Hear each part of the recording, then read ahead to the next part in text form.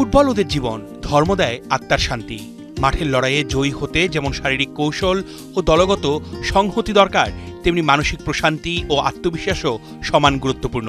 সামনে AFC Asian cup বাছাই পর্বের চ্যালেঞ্জ। সৌদি আরবের তাইফে চলছে বাংলাদেশ জাতীয় ফুটবল দলের অনুশীলন।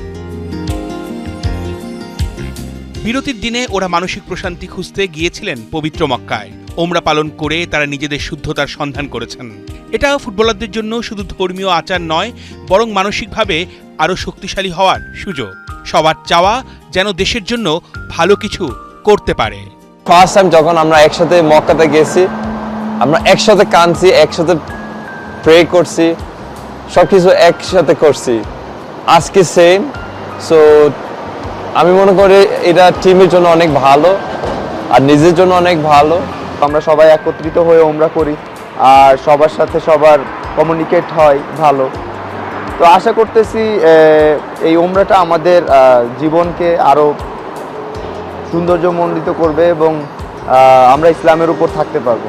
ফুটবল শুধু শরীরের খেলা নয়, হৃদয় আর বিশ্বাসেরও খেলা। ওমরা সবাইকে এক নতুন অনুপ্রেরণা দিয়েছে, ঐক্যকে করেছে আরও দৃঢ়। সবার প্রত্যাশা ভারতের বিপক্ষে এই আত্মবিশ্বাস ও মনোবল কাজে লাগিয়ে ছিনিয়ে আনবে জয়। আমরা আল্লাহর কাছে দোয়া করব, সবার জন্যই দোয়া করব এবং আমরা যেন ভারত ম্যাচের যেন জিততে পারি বা ভালো খেলতে পারি, এর জন্য দোয়া করব। ব্রেকটাকে আমরা মানে টিমের যত প্লেয়ার আমরা যারা আছি সবাই এইটাকে একটা বন্ডিং হিসাবে একটা পবিত্র স্থানে আসার আমাদের সবারকেই আমরা যেটা মনে করি যে এটা পবিত্রতার জন্য।